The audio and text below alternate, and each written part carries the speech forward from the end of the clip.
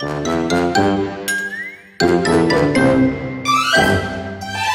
dat je allemaal kijkt naar het knippertje van Renske, joh. Och, we hebben het niet slecht, nee. En toch hebben sommigen nog wensen.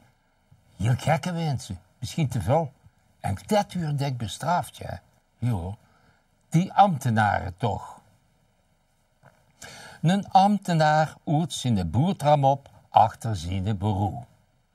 En ik hoef er een aan een hongerig oud vrouwke cadeau. Wat toen gebeurde, hij zeker nemens verwacht. Want er mocht 3 wensen doen. Wie mij dat gedacht?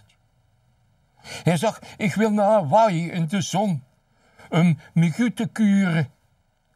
En laat mich dat ook nog verwonderlijk op slag geburen. De tweede wens kwam ook goed. Wie dat het toen vroeg? Ik woei dat er een lang knappe Hawaiiaanse neven me loog.